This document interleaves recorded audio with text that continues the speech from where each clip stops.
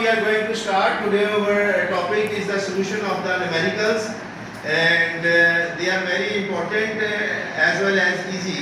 If you have solved the law of conservation of momentum and changes according to the law of conservation of kinetic energy. So here we have the given data after reading the statement. M1 जो यहाँ पे दिया गया है वो है 575 kg. ये kg में, अगर ये ग्राम में हो तो आपने इसकी kg बनाएंगे. वेलोसिटी भी बड़ी आसान उसने दे दी, मीटर में दे दी. अगर ये सेंटीमीटर में देता तो फिर आप थोड़ा सा उसको हल करते. M2 है 1575 kg और उसके बाद V2 जो है 5 मीटर पर सेकेंड. अब इसमें करना क्या है, हमें जो चीज़ हमें रिक्वायर्ड है, जो फाइंड आउट करनी है वो ये है कि एक तो हमने इनकी कॉमन वेलोसिटी कौन सी है वो, और दूसरी हमने जो लॉस हुआ है काइनेटिक एनर्जी में टकराने के बाद वो कितना है, एनर्जी गई कहाँ है, वो फाइंड आउट करना है. तो पहले हमने जो इसकी पहली क्वेश्चन है वो लगा दी है लॉ ऑफ कंजर्वेशन मोमेंटम की. m1 प्लस m2 v2 बराबर m1 v1 dash plus m2 v2 dash. इसमें से कॉमन आप m1 प्लस m2 को इसलिए लेंगे तो जो v1 डैश की कीमत है वो v2 डैश के बराबर है, और उसको हमने सपोज कर लिया vc के, तो vc कॉमन आ गया यहाँ से. हमने डाटा इसमें पुट कर दिया, vc हमारा एक साइड पे आ गया, और उसके बाद यही हमारा टारगेट है, हमारा थीम है vc को फाइंड आउट करना. उसके साथ अगर कोई चीज़ लिखी हुई है तो उसको खत्म करने के लिए हमने दूसरी साइड पे ले जाकर इसको डिवाइड कर दिया. पहली साइड पे हमने दोनों को जमा किया है, उसका रिजल्ट आया 16500, फिर आया 2150. 0 0 से कैंसिल हो गया. After using your calculator you will get here the answer as 7.67 metre per second. ये यूनिट डालना जरूरी, एक नंबर यूनिट का होता है न्यूमेरिकल.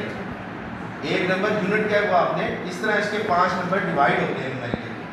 देन कम्स इसके अंदर ये है कि फिर आपने चेंज निकालनी है. जब हमने चेंज निकाली है काइनेटिक एनर्जी में तो जाहिर है कि जो तब्दीली हुई है एक पहली है एक बाद की है, उनका जो फर्क होगा वो उसकी तब्दीली कहलाएगा. काइनेटिक एनर्जी इनिशियल का जो हमने फार्मूला लिखा है वो है 1/2 m1 v1 square plus 1/2 m2 v2. ये पूरे सिस्टम की जो इनिशियल, इसमें वैल्यूज पुट की है आपने. m1 की 575, v1 की 15 आ गई है, फिर m2 की आई है 1575 और v2 जो था वो 5 था, वो हमने इसमें पुट कर दिया. फिर हमने क्या किया है कि कैलकुलेटर यूज किया है. 15 का स्क्वायर 225 होता है, 5 का यू आर फेमिलियर इट 25 होता है. ये कैलकुलेशन मल्टीप्लाई होगी 2 पे डिवाइड होगी, ये दोनों मल्टीप्लाई होंगे 2 पे डिवाइड होंगे. हमारे पास 64687.5, इसमें प्लस करेंगे 19687.5. तो काइनेटिक एनर्जी का हमारे पास जो यूनिट है उसके साथ जाऊ लगा देंगे. ये हमारी इनिशियल बनी.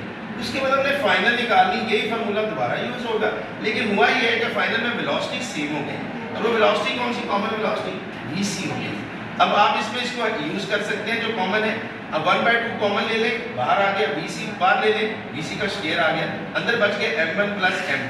अब m1 की कीमत जो है वो आप गिवन डाटा से ले लेंगे 575, m2 की भी वहाँ से लेंगे 1575.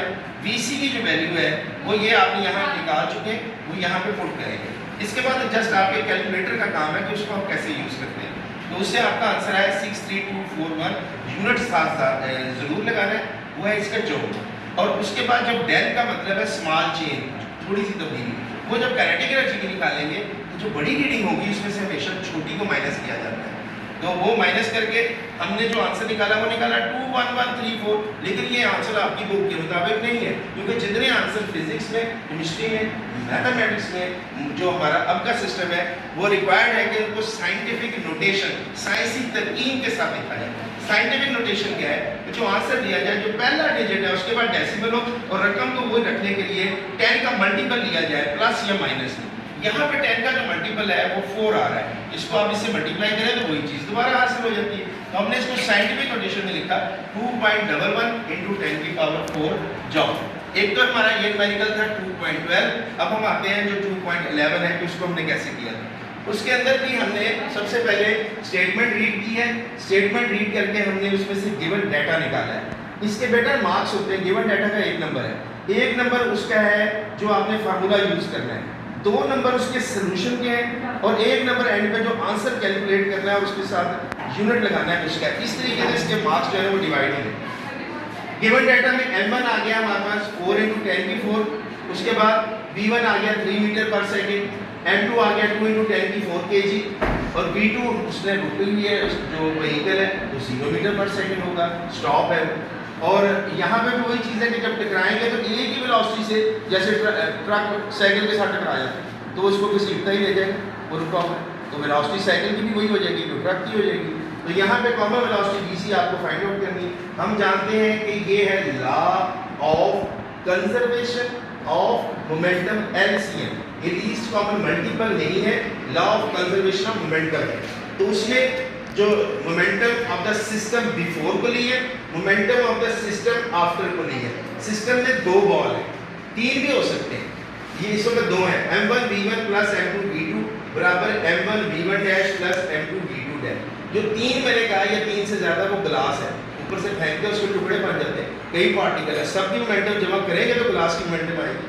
अच्छा, अब इसके अंदर से आपने जो चीज़ यहाँ पे v1 और v2 यहाँ आप कह चुके हैं कि वो bc कॉमन वेलोसिटी के बराबर है, वो आप इसमें पुट करें तो bc को कॉमन ले लें, पीछे क्या बच जाएगा m1 plus m2 into bc, ये हमारी बड़ी हेल्प करेगा सोल्यूशन में।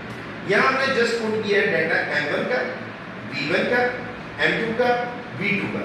वो करने के बाद मैथ के रूप से आप देखते हैं कि जो पावर्स को हल करने के लॉ है वो दूसरे मैथ से डिफरेंट है। जब पावर्स ऐड होती हैं तो कॉमन निकाली जाती है और जो अंदर बच गया उसको ऐड कर देते हैं, यानी पावर जब ऐड करते हैं तो मल्टीप्लाई नहीं होती, और जब मल्टीप्लाई होती है पावर तो ऐड की जाती है।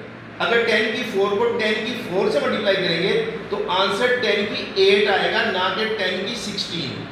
ठीक है, तो यहाँ पर हमारा आ गया 12 इंटू 10 की 4 बराबर आया 6 इंटू 10 की 4।